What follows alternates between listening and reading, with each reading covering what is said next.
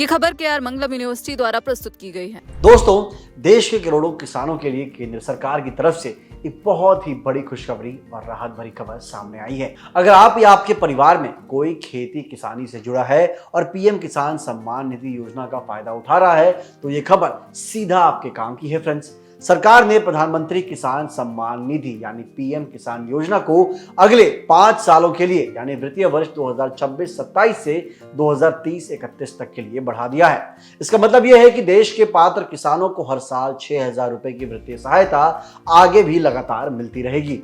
आइए अब इस फैसले के मुख्य बिंदुओं को आसान भाषा में समझ लेते हैं।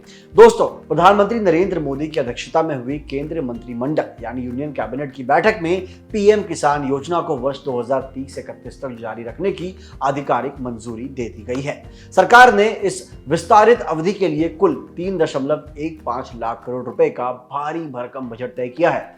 सरकार का स्पष्ट मानना है कि देश की समृद्धि और विकास का आधार हमारे किसानों की खुशहाली ही है। इस योजना की शुरुआत फरवरी 2019 में हुई थी और तब से लेकर अब तक ये योजना देश के छोटे और सीमांत किसानों के लिए खेती में लगने वाले बीज, खाद और सिंचाई के खर्चा को पूरा करने में बहुत बड़ा सहारा बनी हुई है। आइए अब बात करते हैं इस योजना के तहत अब तक हुए बड़े पेमेंट्स और रिकॉर्ड आंकड़ों की। इस योजना में मिलने वाले 6,000 रुपए प्रति वर्ष की राशि को 2-2 रुपए की 3 समान किश्तों में सीधे किसानों के बैंक खातों में डायरेक्ट बेनिफिट ट्रांसफर यानी डीबीटी के जरिए भेजा जाता है। अब तक सरकार 23 किश्तों के माध्यम से 4.47 लाख करोड़ रुपए से भी ज्यादा की राशि सीधे किसानों के खाते में ट्रांसफर कर चुकी है।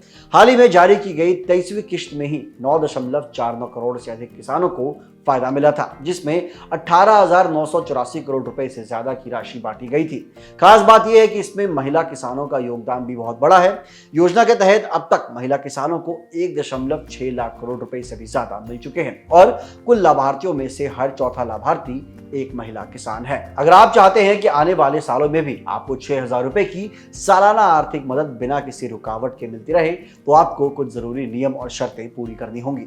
सरकार ने आधार वेरिफिकेशन, डिजिटल सत्यापन और लैंड सीडिंग यानी भूमि सत्यापन को पूरी तरह अनिवार्य कर दिया है। जिन किसानों ने अभी तक अपनी ई-केवाईसी पूरी नहीं की है या जिनके बैंक खाते से आधार और मोबाइल नंबर लिंक नहीं है, उन्हें आने वाली किश्तों में परेशानी का सामना करना पड़ सकता है। इसलिए अगर आपका लैंड रिकॉर्ड वेरिफिकेशन या ई-केवाईसी अटका हुआ है, तो तुरंत अपने नजदीकी कॉमन सर्विस सेंटर में या पीएम किसान पोर्टल pmkisan.gov.in पर जाकर इसे तुरंत अपडेट करवा लें। तो फिर मेरे प्यारे दोस्तों, 2031 तक पीएम किसान योजना का विस्तार होना देश के करोड़ों किसान परिवारों के लिए एक बहुत बड़ी राहत की बात है, जिससे उन्हें अपनी फसलों के समय पर निवेश करने में मदद मिलेगा।